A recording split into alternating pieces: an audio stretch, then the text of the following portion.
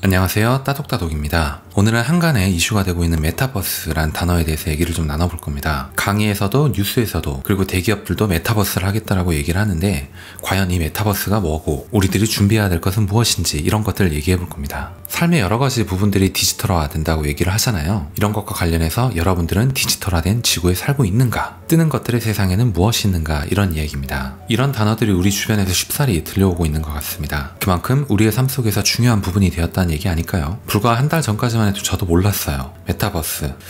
이거 무슨 버스? 새로 나온 버스의 형태인가? 운송수단의 새로운 모습인가? 관심을 가지고 이리저리 공부하고 알아봤습니다. 이렇듯 우리는 마음만 먹으면 뭐든 공부하고 알아낼 수 있다라고 생각은 해요. 더 알아보고 싶은 마음에 책을 한 권 구입하게 됐습니다. 김상균 저자가 쓴 메타버스입니다. 이 책을 읽어보면 여러분들도 분명히 메타버스, 그러니까 디지털 세계에 발을 딛고 있을 거라는 생각이 들 거예요. 스마트폰을 사용하는 사람이라면 누구나 그렇습니다. 적어도 하나의 SNS 혹은 게임을 설치하셨을 거니까요. 그 모든 것이 디지털 세계, 즉 메타버스를 의미한다라고 보셔도 돼요. 저 또한 SNS를 통해서 메타버스에 발을 담그고 있죠. 여러분들은 아마 오늘 아침에도 카카오톡이라는 메타버스 플랫폼을 통해 소통을 하셨을 겁니다. 자신만의 이미지와 이모티콘을 전송하셨을 겁니다. 누군가에게 생일 선물로 기프티콘을 전송하신 분도 있겠죠. 메타버스가 뜨거워지면서 김상균 교수의 강의 영상을 손쉽게 찾아볼 수 있게 되었습니다.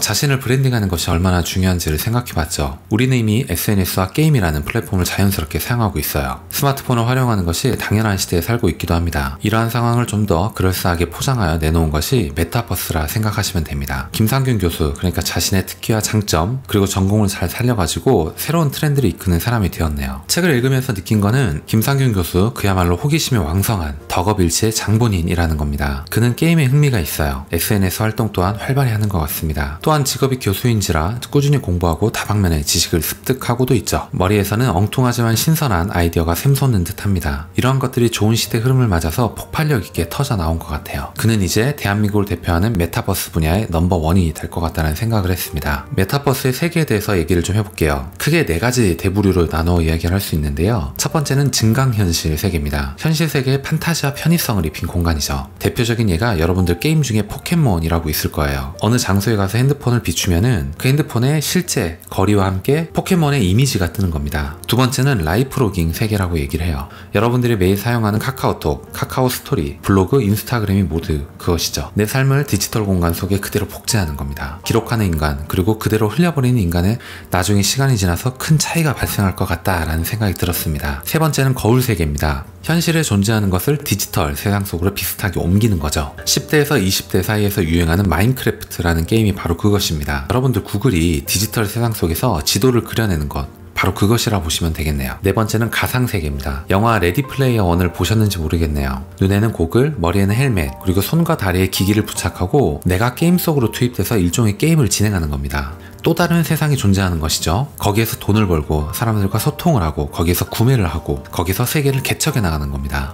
메타버스와 관련해서 인간의 뇌에 대해서도 얘기를 하는 부분이 있는데 그 부분 얘기를 좀 해보면 인간의 뇌가 본질적으로 게으르게 설계가 되어 있기 때문에 이러한 메타버스, 가상세계, 증강현실을 좋아한다라고 그렇게 얘기를 하는 겁니다. 생존을 위한 부분이었죠. 많은 걸 생각하고 고민할수록 에너지 소모량이 심해져요. 아무래도 생존에 불리해지겠죠. 그렇기 때문에 편하게 그리고 효율적으로 보여주는 가상세계 그리고 SNS 세계는 뇌에 최적화되어 있다는 생각이 듭니다. 많은 생각 없이 자극과 쾌감을 받아들일 수 있기 때문이라는 거죠. 근데 이것이 과연 좋은 것일지 옳은 것일지는 생각해 볼 필요가 있다라는 것이죠. 네이버의 제페토 서비스 얘기를 좀 해볼게요. 여러분들 혹시 서비스를 하고 있는지는 모르겠지만 가상 공간에 대한 관심이 없다면 모를 수도 있는 서비스입니다. 나를 표현할 수 있는 각자만의 개성 있는 캐릭터를 만들고요. 가상 세계에서 활동을 하는 겁니다. 그 안에서 여러분들은 각종 물품을 구입하고 교체할 수도 있죠. 머리 스타일을 꾸미고 얼굴을 화장할 수도 있습니다. 우리나라보다 오히려 전 세계적으로 글로벌에서 더 유명한 유명세를 타는 플랫폼이기도 해요. 저도 덕분에 책을 읽고 나서 제페토를 깔고 우선 캐릭터 설정까지는 해놨습니다. 대략적인 느낌은 이래요. 여러분들의 캐릭터를 여러분들과 가장 유사하게 설정을 하고 나서 네이버의 제페토라는 세상에서 만들어진 이 세계, 여러가지 세계를 제시를 해놓는데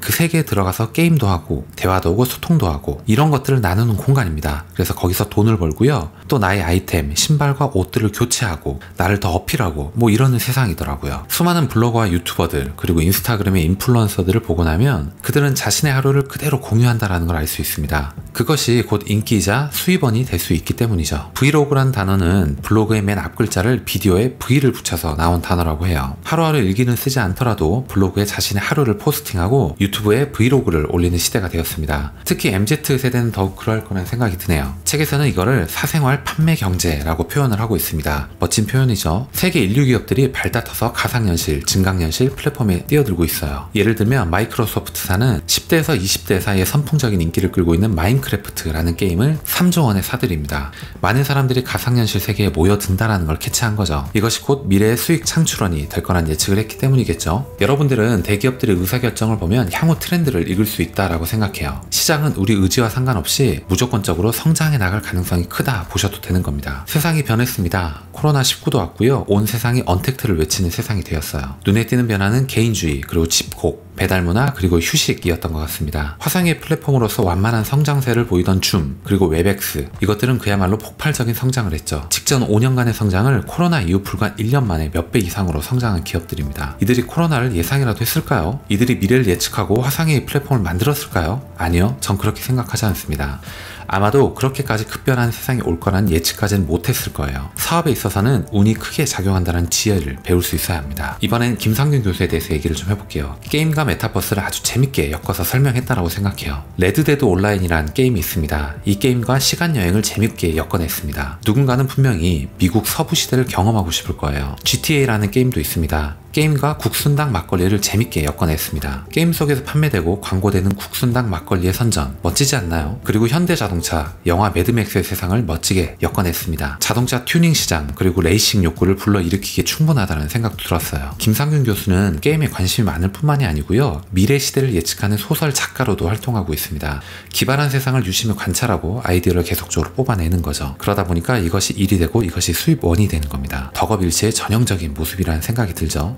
이러한 생각들은 글과 그림을 통해 책으로 출판되기까지 합니다. 신선하고 엉뚱한 상상력, 곧 누군가에게는 작품의 원천이 될 수 있는 거죠. 오늘 드렸던 이야기를 두 문장으로 다시 한번 정리를 해서 말씀을 드려볼게요. 친근한 소재, 그리고 MZ 세대들이 혹할 만한 먹거리로 재밌게 접근한 메타버스 사용 설명서. 트렌드에 둔감한 분들이시라면 책에 나온 내용 중 3분의 1 이상은 딴 세상 이야기일 수 있겠다. 오늘 이야기를 들으시고 여러분들의 메타버스에 대한 생각과 의견을 댓글로 남겨주시면 되겠습니다. 오늘 여러분들께 드렸던 얘기가 조금이라도 도움이 되셨거나 재밌게 들으실 수 있으셨다면 좋아요, 그리고 구독 꼭 부탁드리겠습니다. 다음 시간에 더 좋은 내용, 더 좋은 컨텐츠를 가지고 인사드리도록 하겠습니다. 감사합니다.